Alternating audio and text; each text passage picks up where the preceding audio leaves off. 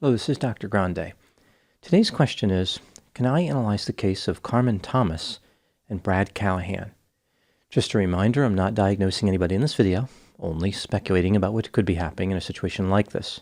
If you enjoyed this video, please like it, subscribe to my channel, and consider supporting me on Patreon.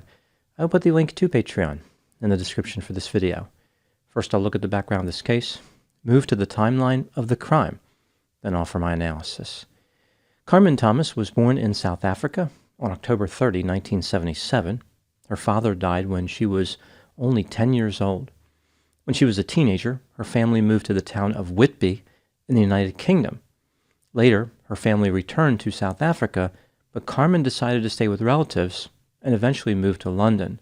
It was there that she met a man named Bradford James Joseph Callaghan. He had been born in New Zealand in April 1978. His parents separated when he was 9 years old, and he lived with his mother. In 2001, Brad earned a degree in engineering.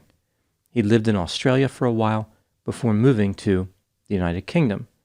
The relationship between Carmen and Brad was unstable and tumultuous. Carmen became pregnant, and in March of 2005, had a son named Jack. The romantic relationship completely disintegrated, and the couple separated. Carmen retained custody of Jack. Brad moved to Auckland, New Zealand, the same year that Jack was born, 2005. In 2008, Carmen and her son Jack moved to Auckland as well. Carmen said that she wanted her son to be close to Brad. Despite this unusual decision, many people thought that Carmen and Brad had a good working relationship. They both made decisions about Jack's care, and they both spent a lot of time with him.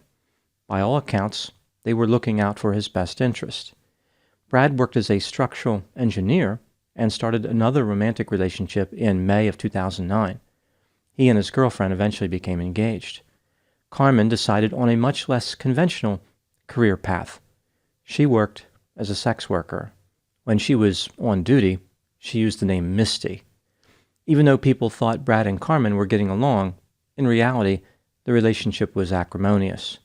The police responded to an alleged domestic violence incident on March 19, 2008. The couple was having an argument about child support payments. According to the police, Carmen attacked Brad and received a warning. Now moving to the timeline of the crime. On July 13, 2010, Brad Callaghan reported to the police that Carmen Thomas was missing. Here's what the police found during the course of their investigation. Carmen had last been seen on June 27. The police believed that she had been murdered on June 29. Her car was found abandoned in Hamilton, New Zealand. On the back seat of the vehicle, there was a piece of luggage packed with clothing and other items. 2 of the items had Carmen's blood on them. There was a note in the vehicle indicating that Carmen owed money to an escort agency. The police also found an envelope which was marked with the name Misty. It contained $270. The police paid a visit to the rented house where Carmen lived. They noticed that Carmen's wheeled trash bin was missing from outside. Inside the house, they found Carmen's blood in a few places. It was on the front door, on the washing machine near the front door, near the bathroom sink, and in the shower. Luminol was used in the house. Patterns appeared on the bathroom door and on the floor of the dining area. Carmen's landlady told the police that she heard a scream and whimpering on June 29. Again, this is the day that the police believed Carmen was murdered.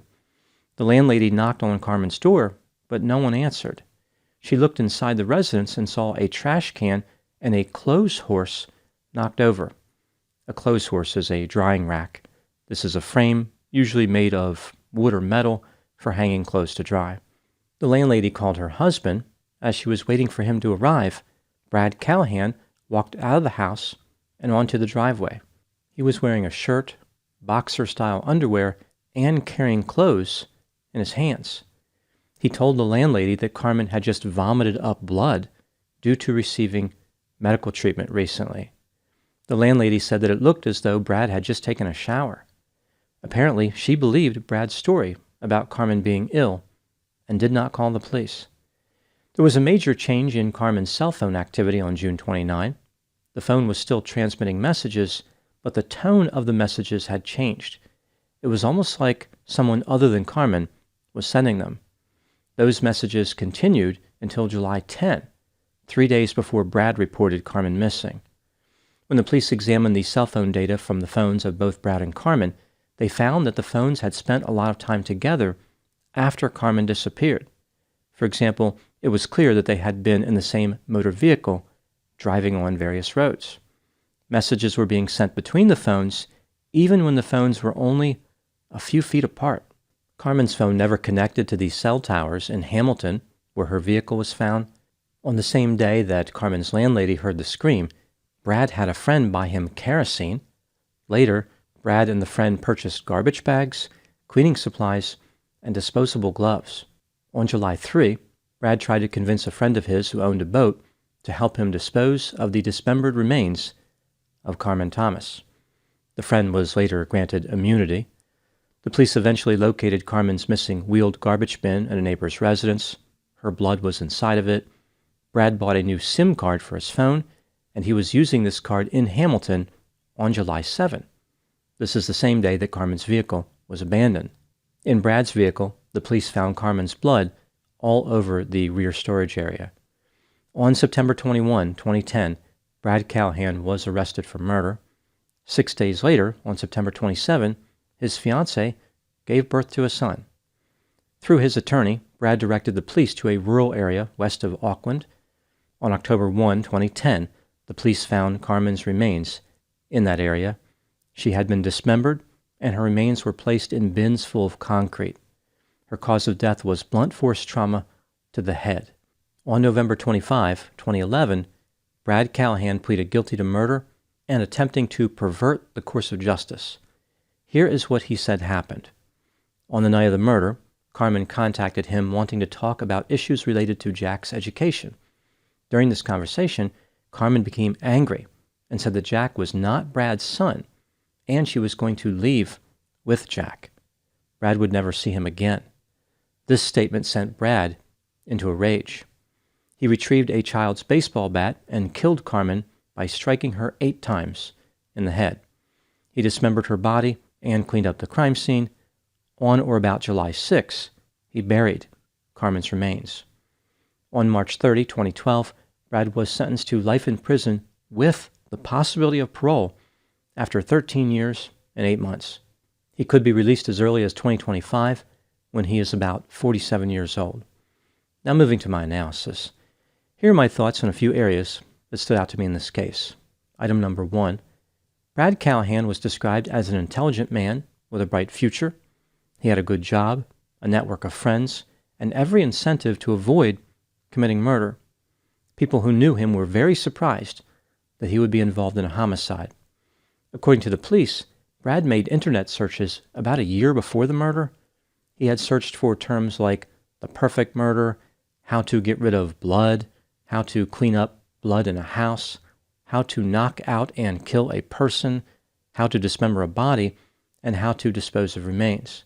Despite how these internet searches point to premeditation, the judge was convinced that Brad killed in the heat of the moment. He said that Brad was triggered by Carmen in a way that made him act totally out of character. Brad still has a number of supporters despite his guilty plea. For example, his fiancée decided to stick with him and visited him in prison. One would think that his fiancée would not be enthusiastic about their future together, mostly because of the murder part. Item number 2, Carmen Thomas was an individual who frustrated people and made a series of poor decisions throughout her life. Family and friends described her as impulsive, loud, fearless, and outgoing. They also indicated that she had a tendency to lead people astray. Usually, murder victims are given the benefit of the doubt when people describe them, like their more annoying characteristics are omitted from those descriptions. It's clear that Carmen went out of her way to make a negative impression on people. She was not afraid to antagonize others. For example, Carmen allegedly struck Brad during an argument in 2008 and allegedly threatened to take his son away from him on the night of the murder. Item number 3. After Brad committed the murder, he engaged in a clumsy cleanup effort, which guaranteed that he would get caught. He managed to convince the landlady not to notify the police. I think he may have been assisted by her gullibility. She heard Carmen screaming and whimpering and saw items knocked over inside Carmen's house, but believed Brad's explanation.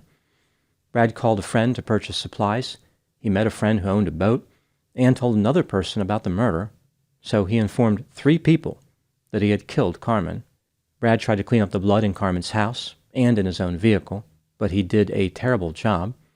He drove Carmen's vehicle to Hamilton and planted the envelope containing cash to make it look like she was there on business, so to speak. Brad sent messages from Carmen's phone to make it look like she was still alive. He purchased a new SIM card for his phone to disguise his whereabouts. His efforts to escape responsibility were dramatic and numerous, but not effective. Brad was by no means a master criminal. If he did plan this crime a year in advance, perhaps he should have taken more time. Item number 4, what do I think happened in this case? This is just a theory, my opinion. Brad Callaghan was attracted to Carmen Thomas when they met in England, but the attraction was only physical. Carmen had high openness to experience, low conscientiousness, high extroversion, low agreeableness, and high neuroticism. From Brad's perspective, Carmen may have appeared to be unsophisticated and brutish. Carmen felt differently about Brad. She described him as her ultimate man and thought he was the most attractive man she had ever met. Maybe Carmen didn't get out too much during that time period. The relationship fell apart, but they were connected through their son Jack. Carmen followed Brad to New Zealand 3 years after he moved there. She may have done this for Jack's benefit or to make collecting child support easier. Her motive was not clear, but either way, Brad liked having his son nearby.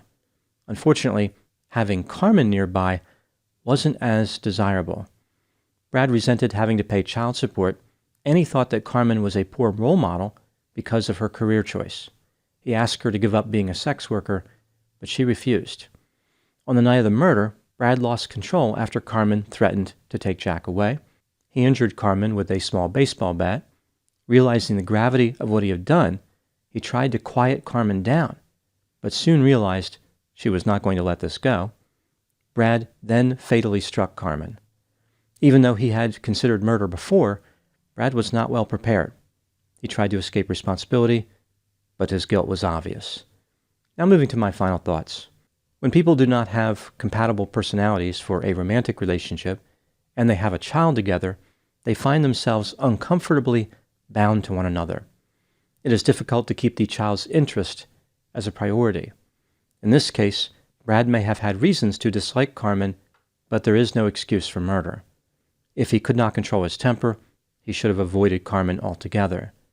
Brad deserved life in prison with the possibility of parole in maybe 30 years or 40 years. Instead, he will serve about 13 years. Given his track record, he will need at least this much time if he wants to engineer another perfect murder. Those are my thoughts on the case of Carmen Thomas and Brad Callaghan. Please put any opinions and thoughts in the comment section. They always generate an interesting dialogue. As always, I hope you found my analysis of this topic to be informative. Thanks for watching.